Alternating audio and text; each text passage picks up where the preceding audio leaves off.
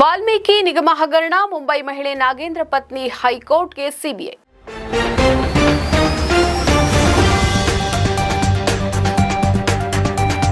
ಕರ್ನಾಟಕ ಮಹರ್ಷಿ ವಾಲ್ಮೀಕಿ ಪರಿಶಿಷ್ಟ ಪಂಗಡಗಳ ಅಭಿವೃದ್ಧಿ ನಿಗಮದಲ್ಲಿನ ಬಹುಕೋಟಿ ರೂಪಾಯಿ ದುರ್ಬಳಕೆ ಆರೋಪ ಪ್ರಕರಣಕ್ಕೆ ಸಂಬಂಧಿಸಿದಂತೆ ತನಿಖೆ ನಡೆಸುವಾಗ ಅಕ್ರಮ ಹಣ ವರ್ಗಾವಣೆಯ ಇನ್ನೆರಡು ಹಗರಣ ಬೆಳಕಿಗೆ ಬಂದಿದ್ದು, ಅವುಗಳಲ್ಲಿ ಮುಂಬೈನ ಒಬ್ಬ ಮಹಿಳೆ ತನ್ನ ಗಂಡನ ಹೆಸರು ಬಿ ನಾಗೇಂದ್ರ ಅಂತ ದಾಖಲೆಗಳಲ್ಲಿ ನಮೂದಿಸಿಕೊಂಡಿದ್ದಾರೆ ಅಂತ ಸಿಬಿಐ ಹೈಕೋರ್ಟ್ಗೆ ಅರುಹಿದೆ. ಪ್ರಕರಣಕ್ಕೆ ಸಂಬಂಧಿಸಿದಂತೆ ಮಾಜಿ ಸಚಿವ ಬಿ ನಾಗೇಂದ್ರ ಅವರಿಗೆ ನಿರೀಕ್ಷಣಾ ಜಾಮೀನು ಮಂಜೂರು ಮಾಡಿರುವ ಜನಪ್ರತಿನಿಧಿಗಳ ವಿಶೇಷ ನ್ಯಾಯಾಲಯದ ಆದೇಶವನ್ನು ಪ್ರಶ್ನಿಸಿ ಸಿಬಿಐ ಸಲ್ಲಿಸಿರುವ ಕ್ರಿಮಿನಲ್ ಅರ್ಜಿಯನ್ನ ನ್ಯಾಯಮೂರ್ತಿ ಎಸ್ ಸುನಿಲ್ ದತ್ ಯಾದವ್ ಅವರಿಗಿದ್ದ ಏಕಸದಸ್ಯ ನ್ಯಾಯಪೀಠ ಗುರುವಾರ ವಿಚಾರಣೆಯನ್ನ ನಡೆಸಿತು. ವಿಚಾರಣೆ ವೇಳೆ ಸಿಬಿಐ ಪರ ವಾದ ಮಂಡಿಸಿದ ಪಿ ಪ್ರಸನ್ನ ಕುಮಾರ್, ವಾಲ್ಮೀಕಿ ಹಗರಣದ ತನಿಖೆ ನಡೆಸುವಾಗ ಮತ್ತೆರಡು ಹಗರಣ ಬೆಳಕಿಗೆ ಬಂದಿದ್ದು, ಇವುಗಳನ್ನು ತನಿಖೆ ನಡೆಸಲು ಇದೇ ಹೈಕೋರ್ಟ್ನ ನ್ಯಾಯಮೂರ್ತಿ ಎಂ ನಾಗಪ್ರಸನ್ನ ಅವರಿದ್ದ ಏಕಸದಸ್ಯ ನ್ಯಾಯಪೀಠ ಅನುಮತಿಯನ್ನ ನೀಡಿದೆ. ಈ ಹಿನ್ನೆಲೆಯಲ್ಲಿ ತನಿಖೆ ಮುಂದುವರಿಸಿದಾಗ ಮುಂಬೈನ ಇಬ್ಬರು ಮಹಿಳೆಯರಿಗೆ ಹಣ ಅಕ್ರಮವಾಗಿ ತಲುಪಿರುವುದು ಪತ್ತೆಯಾಗಿದೆ. ಪರಿಶಿಷ್ಟ ಜಾತಿ ಕಲ್ಯಾಣ ಇಲಾಖೆ ಖಾತೆಯಿಂದ ನೆಕ್ಕಂಟಿ ನಾಗರಾಜ್ ಆಪ್ತರಿಗೆ ಒಟ್ಟು 2.17 ಕೋಟಿ ಸಂದಾಯ ಆಗಿದೆ ಮತ್ತು ಕರ್ನಾಟಕ ಜರ್ಮನ್ ಟೆಕ್ನಿಕಲ್ ಟ್ರೈನಿಂಗ್ ಇನ್ಸ್ಟಿಟ್ಯೂಟ್ನ ಕೇಂದ್ರದಿಂದ ನೆಕ್ಕಂಟಿ ಅವರಿಗೆ